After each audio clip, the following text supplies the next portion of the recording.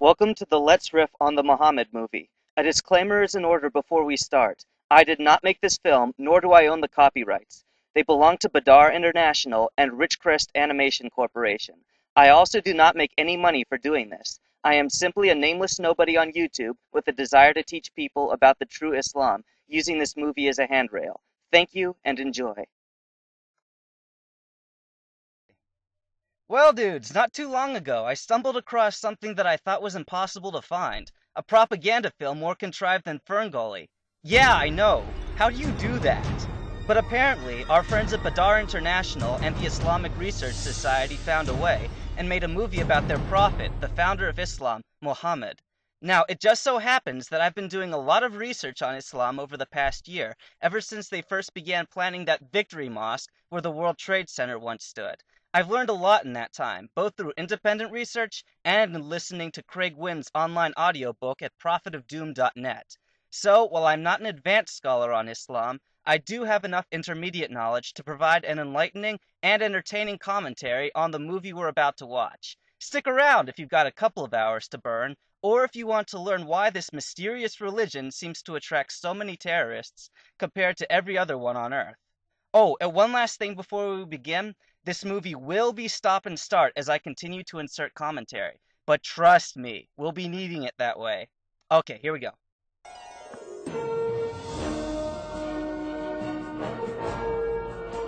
One of the first things you're going to notice is that this is a cartoon movie designed for the eyes of children and their parents.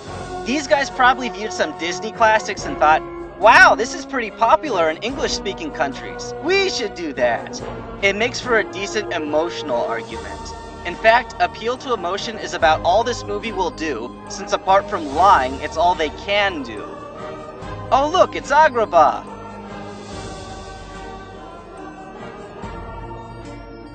Nah, this is Mecca. And there's the Kaaba in the middle, their Allah shrine, wrapped in its prayer blanket.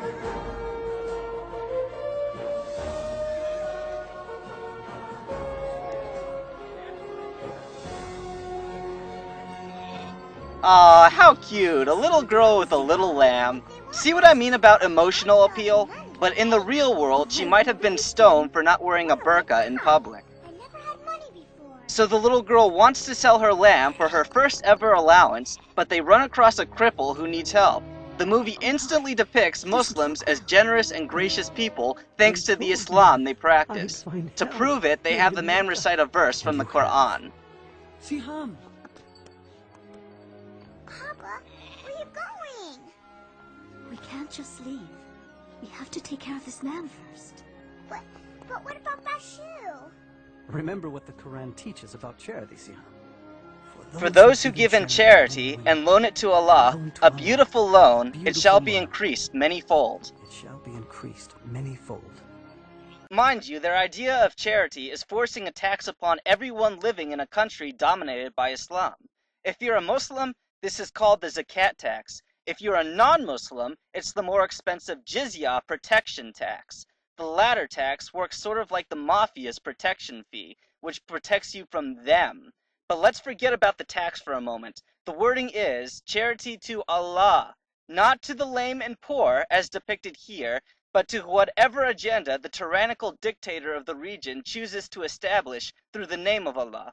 Technically speaking, it could possibly turn out to be a worthy charity as we Americans know it, if the guy in charge is good. But if he is a follower of the example of the Quran, this is highly unlikely. We'll get more into that later, though. Back to the movie. We don't live by that.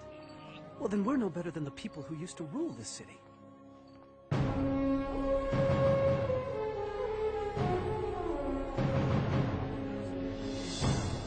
You know, Siham, Mecca was a different place then. Hundreds of idol gods surrounded the Kaaba. And for people who were poor, like myself, life was very difficult.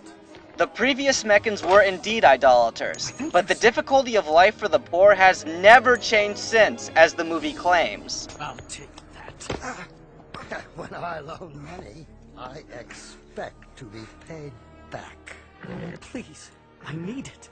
My family is hungry. You should have thought of that before. You know, the guy on the horse makes a valid point, albeit after the fact. If you don't have the money to support a family, starting one anyway is very irresponsible. At least Aladdin hadn't willingly burdened himself and others with extra mouths to feed when he stole. Welcome to Mecca! You've all traveled so far.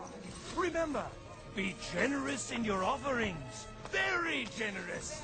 And the gods will bless you.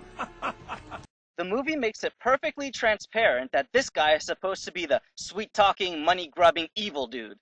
But how, pray tell, is what he said any different than, give charity to Allah and He will bless you? The movie will explain in a moment that the gods are just a means to money, and therefore the Kaaba custodians know that they are exploiting the public with a scam. So this movie's primary objective is to convince the audience that Allah isn't a scam like the Kaaba Inc., even though they sound virtually the same right now in what little we've learned. Let's go on. What? Oh, great and holy Shazar. Now I've given you everything I own. You're paid to polish, not to pray, Sumaya. It's the pilgrimage season. I want these gods to shine. Oh, Mecca, thy name is kindness, and thy virtue is like a flower in full bloom. I paid you. Now give me the answer. Patient, Suhail. The prophecy of the divine arrows cannot be rushed. Oh. Well chosen, Suhail. Go ahead with your scheme to cheat the swordmaker, for the arrows say you won't get caught. Indeed. Thief! Ah, you've a good eye for slaves, Maya. Please, set me free. Please. I'll take him. Halal. Remember this. They can whip your body, but your soul is free. It belongs to no one. I'll bet this last part is hitting the southern audience pretty hard. You've probably noticed by now that, in the midst of the idolatry, there is chaos. Thievery, witchcraft, slavery, poverty, all before Muhammad implemented Islam. Whether or not it was actually this bad, the movie is setting us up to ultimately conclude that Muhammad made everything better. You probably already know this subconsciously, but I insert pauses in the movie to break the spell of emotional appeal and to provoke critical thinking. I try not to talk for too long though. Let's go on. You! Out of the way! Throw them again, boy.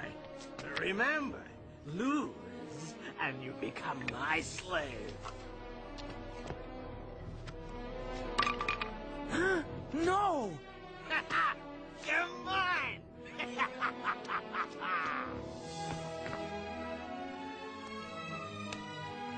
Thank you. Get up and get out of here! Look at all these people. The most successful pilgrimage in years. Good thing the gods are here in Mecca. Some of these pilgrims aren't too bright. They're paying twice what the goods are worth. Ugh, listen to these guys. The only way they could have possibly been more generically evil is if a thunderclap followed their laughter. Cruella de Vil was a more subtle villain than them. Why not just give them devil horns and pitchforks right now? But never fear, the overtly evil people are about to be balanced by an overtly good guy. Muhammad's uncle, Abu Talib. No, no, no. It's true. We'd be stupid not to raise the price on everything. What has become of our charity? These pilgrims are on a sacred journey to a holy place. We used to take pride in supplying water and shelter for the faithful. Now, it seems, we pride ourselves in taking advantage of their devotion. I won't listen to this. He's Abu Jahal. Abu Talib is our leader. Yes, and he's my brother. But that doesn't mean I have to sit here and listen to false accusations. The pilgrims would dry up and blow away if it weren't for us. We're worth 10 times what we take. If thinks he can lecture us just because his clan takes care of the Kaaba. We must change our ways. Careful, Abu Talib. Change can be dangerous. Little did Abu Talib know that the nephew he raised, Muhammad, peace and blessing be upon him. Oh my Illa, here we go. Get used to hearing this brain-dead, knee-jerk idiot praise to Muhammad every damn time his precious name is mentioned. English-speaking Muslims, I love you as people, but this bubble has to be burst. Here, I'm going to spoil something for you. Remember how I just listed thievery, witchcraft, slavery, and poverty as problems the movie attributed to idol worship? Muhammad was guilty of all of the above using his prop Allah. The Quran, by the way, is considered by Muslims to be the literal words of Allah. Thievery in Quran 59 verse 6. What Allah gave as booty to his messenger, he has taken away from them. For this you made no raid. Allah gives his messenger lordship over whomsoever he wills. Whatever booty Allah has given to his messenger and taken away from the people of the townships, that would be Jews, belongs to Allah and to his messenger. So take what the messenger assigns to you, and deny yourselves that which he withholds from you. Look it up for yourself. Choose any translation you want. Witchcraft found in Islamic hadith, that is the words and deeds of the Prophet. This is not the Quran, but hadith accounts about Muhammad give Muslims context about the Quran that they otherwise lack, and they're considered sacred scriptures too. Bukhari, Volume 6, Book 61, number 536. When the Prophet went to bed, he would cup his hands together and blow over them, reciting surahs. He would then rub his hands over whatever parts of his body he could reach, starting with his head, face, and frontal areas. As for slavery, hell, I'll do you one better. Read Quran 33 verse 50. It not only casually condones having slaves, but explains what was allowed to be done with them. Depending on your presuppositions about Islam, you may or may not be surprised to see who, in the verse, is addressed by the name as the slave master. I won't bother with Islam and the problem of poverty in the Middle East. Just flip on the news any old day to check up on how abundantly Allah rewards the faithful. So, before I put the movie back on, please understand that when I show revulsion at the Islamic practice of praising Saint Muhammad, I do so not out of blind and bigoted hate, but because an immoral hypocrite is being venerated as a good person. It is the rational response. Was about to change the world forever. For at that time, at the age of 40, he was climbing toward a cave outside the city. To be alone, to pray and ponder. He was troubled by all the injustice of Mecca. Slavery, the mistreatment of women, greed, gambling, the sacrifice of Aw, look at how Badar International depicts their prophet as a gentle animal lover who wouldn't hurt a fly. Light years from the truth, but child-friendly. Actually, the true God refers to himself as the God of Abraham, Isaac, and Jacob, so this Muslim revision was uncalled for.